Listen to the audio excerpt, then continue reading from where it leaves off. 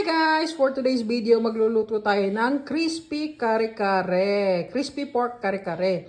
And may natira pa tayong chicharong bulaklak kahapon. Isasama na rin natin yan sa ating kare-kare. So, crispy pork kare-kare with chicharong bulaklak ang lulutuin natin.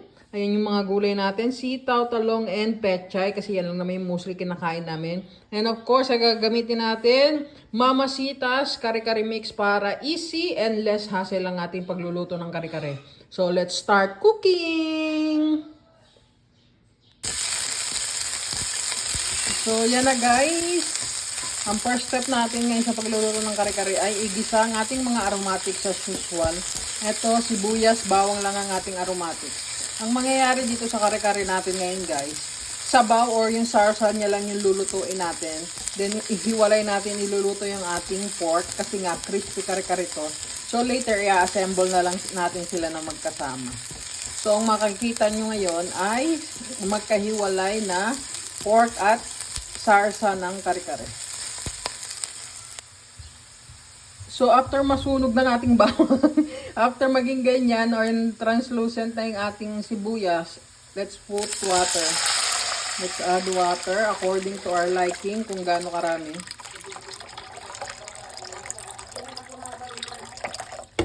Yan, mga ganyan kadami. Then, papakuluin lang natin yan.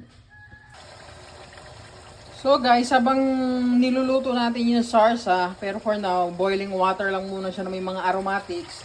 Nagpo-fry na rin tayo ng ating crispy pork. Ayan.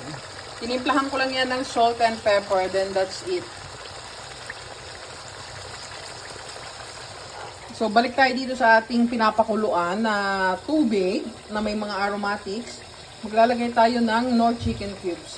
Chicken cubes in. Ayan, mabilis siya matutunaw dyan kasi kumukulo yung tubig.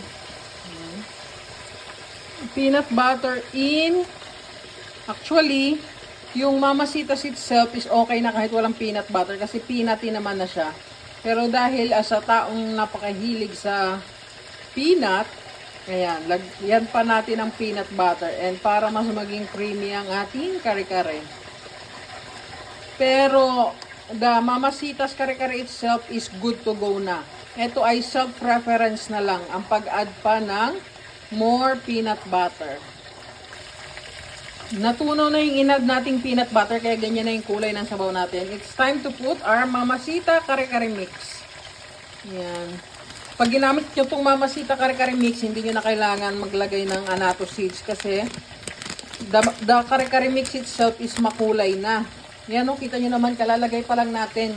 Nakakatakam na agad. Then, para ma-achieve nyo yung consistency na gusto nyo, kailangan nyo ngayon i-reduce yung sabaw na yan.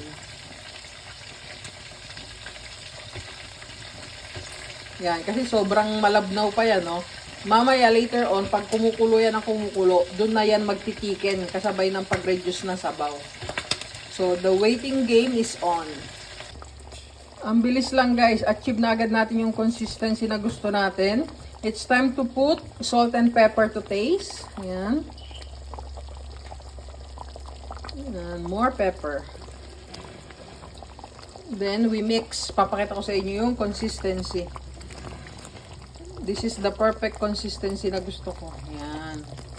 So papatayin na natin yan. Then i-ready naman natin yung mga gulay. Iba-blanch naman natin. Maya-maya natin konti patayin para yung salt and pepper is mag-incorporate naman ng ayos. Pero that's it na. Luto na ang ating kare-kare sarsa. Yan o, ganyan lang. Kasi pag lumamig yan, mas magtitiken pa yan later. Kaya yung ganyan, medyo runny pa na consistency. Okay na yan. Yan. So, meron na tayong kare-kare sarsa. Let's prepare our vegetables. Kumukulo na yung tubig natin guys. It's time na para i-blanch ang ating pechay and sitaw. Yung ating talong, ipiprito natin siya for color. So, ganyan lang naman yan guys. For ilang minutes dyan, hayaan nyo yan dyan. Para maluto siya. Para maganda later pag pinlating natin. Guys, after ng 1 to 2 minutes, all goods na ang ating pechay. So, hahanguin na natin yan. Hindi kailangan lutong-luto kasi mas masarap yung half cook lang. Yung may crunchiness pa yung mga gulay. Naglagay din pala ako ng a pinch of salt dyan sa ating water. Pang dagdag rin yung flavors and pang tanggal ng mga ano pa mga bakterya nila dyan. Although nahugasan naman natin yung mga gulay natin. Tapos na ang ating pechay, it's time para sa mga sitaw. Same lang din, 1 to 2 minutes and we're good to go. Ayoko kasi nung malabsak na gulay Gusto ko yung may crunch pa. Yun ang lalaban pa sila. Yung mararamdaman mong buhay pa sila. Char! Or kahit nga 1 minute lang, okay na yan. So guys, ayan na ang finished product ng ating pagbablanch ng pechay at ng sitaw. Dapat sa ice cold water muna sila, kaya lang wag na kasi ang dami pang arte. Okay na yan. So ayan, hinihintay lang natin matapos yung pagpiprito natin then para maprito natin yung talong. For now, palamigin muna natin yan dyan konti. So guys, dahil luto na lahat ng components ng ating kare-kare, it's time to assemble. Kakamayin ko na lang kasi kami lang rin naman ang kakain nito. So, na tayo mag-iinarte. First, ang ating mga sitaw dyan sa gilid. Pasensya na kung magalaw ang ating video. Kasi ako lang mag-isa ang nagbibideo. Then, ang ating mga pechay dito rin sa gilid. Ayan, like that. And huwag kayong masyadong mag-expect na maganda kakalabasan ito. Kasi, pabida-bida lang naman ako. Then, yung ating mga talong.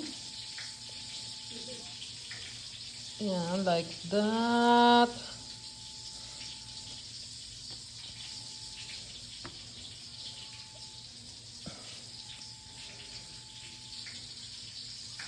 Diyan.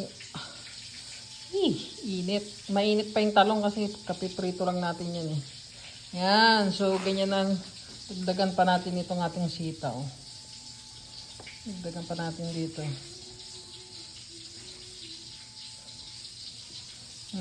Much better.